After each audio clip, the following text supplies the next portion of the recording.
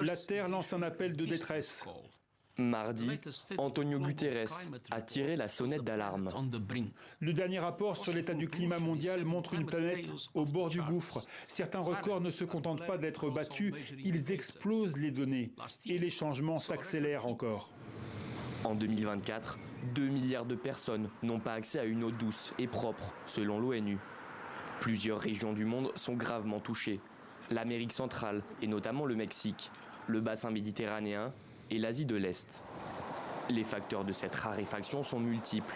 La baisse des précipitations, la hausse des températures, ainsi que la croissance démographique.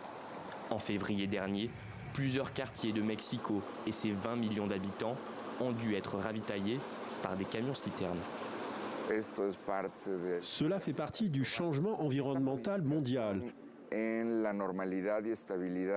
c'est ce changement dans la normalité et la stabilité des cycles météorologiques qui est principalement à l'origine du manque d'eau. Le manque a transformé l'eau en une question géopolitique. Dès lors qu'elle se fait rare sur un territoire, des tensions surviennent. Le grand barrage de la Renaissance, par exemple, encore en construction en Éthiopie. Il est à l'origine de vives tensions avec le voisin égyptien. La raison, une baisse du débit du Nil, fleuve vital et sacré pour les Égyptiens notamment. Côté éthiopien, on nie le futur impact d'un tel projet. Des inondations ont été signalées dans des villes d'Égypte et du Soudan. Cela montre que la construction du barrage de la Renaissance ne nuira pas aux peuples égyptiens et soudanais. À l'horizon 2050, le manque d'eau devrait toucher 5 milliards d'êtres humains. Jean-Pascal Van Ippersel, vous êtes toujours avec nous. On vient de l'entendre, 5 milliards d'êtres humains devraient être touchés par le manque d'eau à l'horizon 2050. Est-ce qu'il est trop tard pour inverser cette tendance ? Alors, ce sera difficile d'éviter tous les impacts, d'autant plus qu'on voit déjà aujourd'hui que toute une série de régions du monde sont menacées par des difficultés en matière d'eau, en matière d'accès à l'eau. Mais par contre, on peut éviter beaucoup d'impacts futurs, une grande part des impacts futurs, si d'une part on continue et on renforce la lutte contre les changements climatiques, contre le dérèglement du climat, qui est un des facteurs qui explique ces difficultés, et si d'autre part, on accroît la résilience des sociétés, des économies par rapport à ce dérèglement du climat. Et une des choses que l'on peut faire, c'est changer la manière dont on utilise l'eau.